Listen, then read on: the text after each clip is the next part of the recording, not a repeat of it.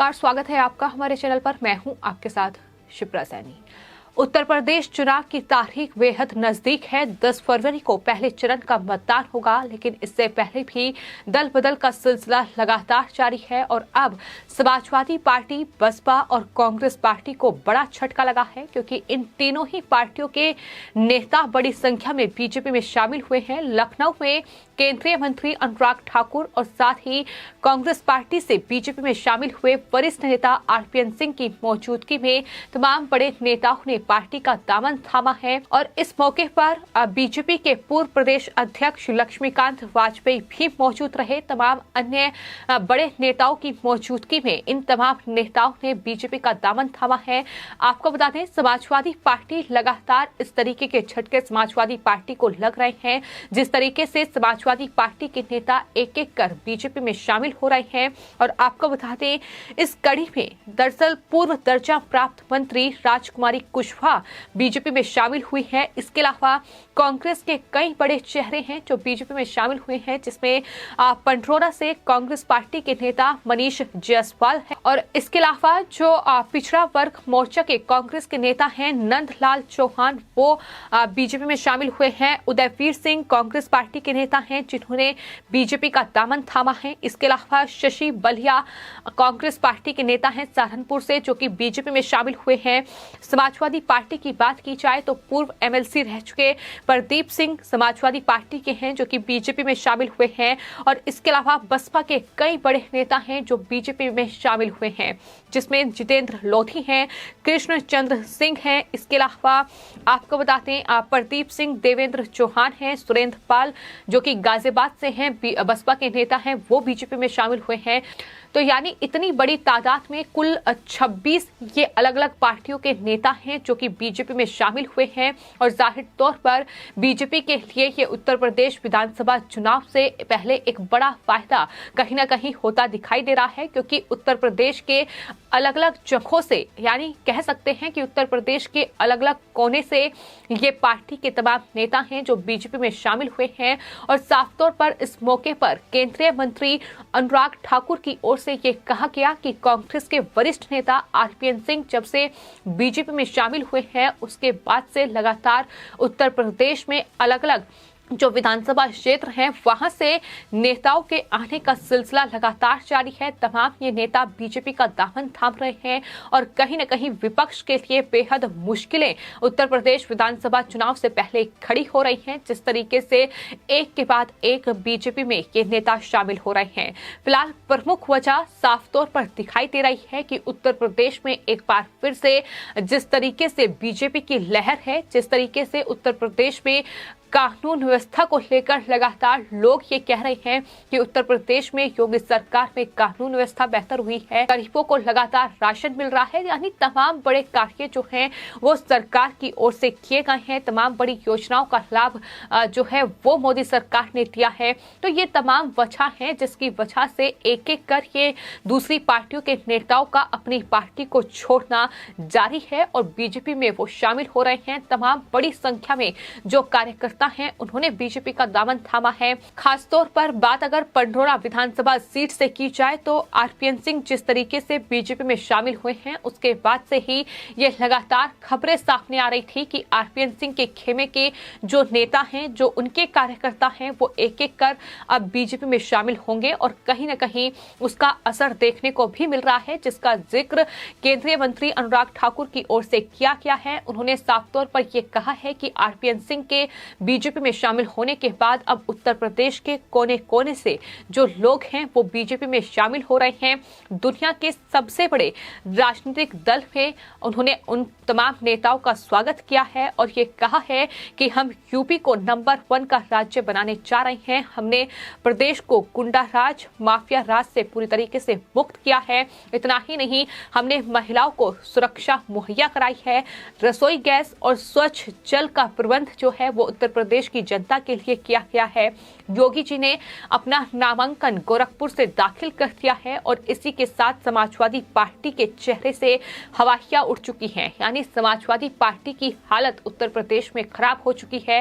ये तमाम बड़ी बातें जो हैं वो केंद्रीय मंत्री अनुराग ठाकुर की ओर से कही गई हैं। उन्होंने कहा है कि टिकट बदले जा रहे हैं, गठबंधन में पूरी तरीके से फूट पड़ चुकी है और जिस तरीके से वहां नेताओं के टिकट कटे हैं उसका ही नतीजा है कि अब एक एक कर ये तमाम नेता बीजेपी का दामन थाम रहे हैं। सिर्फ इतना ही नहीं, अनुराग ठाकुर ने अखिलेश यादव पर निशाना साधते हुए ये कहा है कि ये दंगइयों को टिकट बांटने का ही नतीजा है कि आज इस तरीके से ये समाजवादी पार्टी के तमाम दर्जा प्राप्त जो मंत्री थे वो दरअसल बीजेपी में शामिल हो रहे हैं और इससे पहले भी कई बड़े चेहरे समाजवादी पार्टी के बीजेपी में शामिल हुए हैं।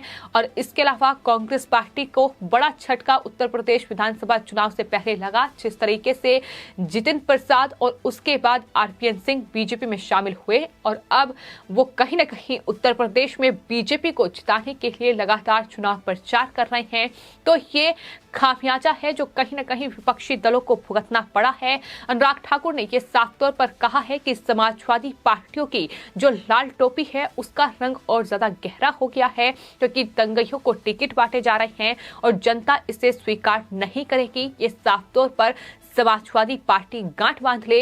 ये लगातार हमले हैं जो बीजेपी की ओर से समाजवादी पार्टी पर बोले जा रहे हैं, क्योंकि समाजवादी पार्टी हो या फिर कांग्रेस पार्टी या फिर बसपा हो, जिस तरीके से इनकी सरकारें रही हैं और खासतौर पर बात अगर उत्तर प्रदेश की जाए तो 2017 से पहले उत्तर प्रदेश में समाजवादी पार्टी की सरकार थी, लेकिन किस तरीके से गुंडा राज और माफिया राज उत्तर प्रदेश में था, ये आंकड़े साफ तौर पर स्पष्ट करते हैं कि 2017 के बाद उत्तर प्रदेश में कानून व्यवस्था को बेहतर करने के लिए उत्तर प्रदेश के मुख्यमंत्री योगी आदित्यनाथ लगातार प्रतिबद्ध रहे हैं। उन्होंने बार बार इन गुंडों को चेतावनी दी है कि या तो अपराधी जो है अपराध छोड़ेगा या फिर उत्तर प्रदेश छोड़ेगा, और इस कड़ी में तमाम एनकाउंटर हुए हैं। उत्तर प्रदेश पुलिस को खुली छूट उत्तर प्रदेश के मुख्यमंत्री और योगी सरकार की ओर से दी गई थी कि इन अपराधियों को बख्शा ना जाए, और उसका ही नतीजा है कि आज ये तमाम गैंगस्टर जो हैं ये सलाखों के पीछे हैं।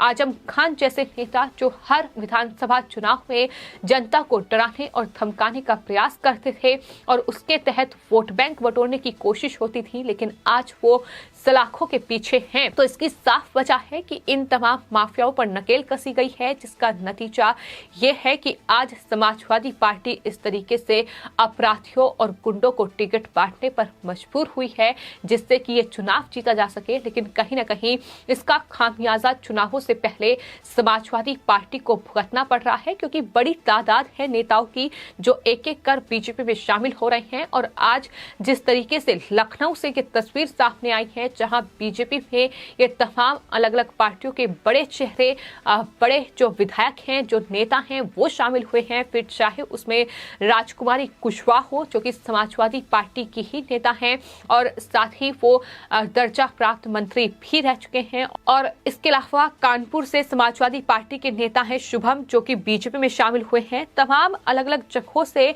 कानपुर से ही राघवेंद्र बजाज जो हैं वो बीजेपी में शामिल हुए हैं, जो कि समाजवादी पार्टी के नेता हैं।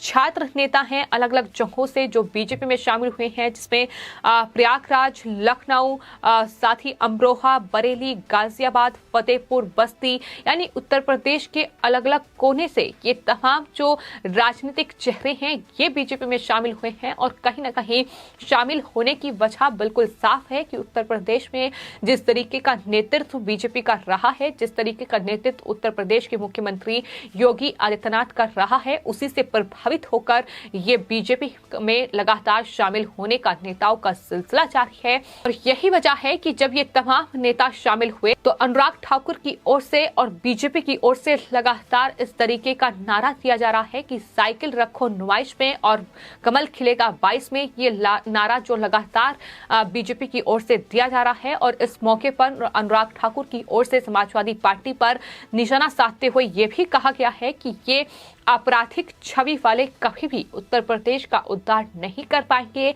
जो टोटी चुराएगा वो रोटी नहीं दे पाएगा। ये लगातार बीजेपी की ओर से कहा जा रहा है। बीजेपी ट्रिपल सेंचुरी लगाने जा रही है। मोदी और योगी को जो गाड़ने की बात करते हैं, उनकी चुनाव आयोग में शिकायत की गई है। कांग्रेस के लोगों की ऐसी भाषा का प्रयोग करते हैं। इस बार नो मायावती, नो अखिलेश ओवैसी पर हमले को लेकर भी अनुराग ठाकुर ने जवाब दिया है और कहा है कि इस पूरे मामले में जो आरोपी हैं उनके खिलाफ सख्त कार्रवाई की जाएगी। जिस तरीके की तस्वीर बनाने की कोशिश कहीं न कहीं चुनावों से पहले उत्तर प्रदेश में हो रही है ताकि बीजेपी पर या उत्तर प्रदेश के मुख्यमंत्री पर सवाल उठाया जाए, इस पर भी कोई चूक नहीं की जाएगी। उत्तर प्रदेश की पुलिस इस पूरे मामले में संज्ञान लेगी और कार्रवाई आरोपियों के खिलाफ की जाएगी। ये साफ तौर पर कहा गया है। तो ये बड़ी तादाद है नेताओं की जो बीजेपी में शामिल हुए हैं और साफ तौर पर अनुराग ठाकुर की ओर से ये कहा गया है कि जो रोटी चुराएगा वो कभी भी उत्तर प्रदेश के लोगों को रोटी नहीं दे पाएगा। और जिस तरीके से अखिलेश यादव लगातार दंगइयों को टिकट बांट रहे हैं, उसका ही नतीजा है कि ये एक एक कर तमाम नेता जो हैं वो बीजेपी में शामिल हो रहे हैं। फिलहाल आपकी इस पूरे मामले पर क्या राय है, हमें कमेंट बॉक्स में जरूर लिखें और चैनल को सब्सक्राइब करें। धन्यवाद।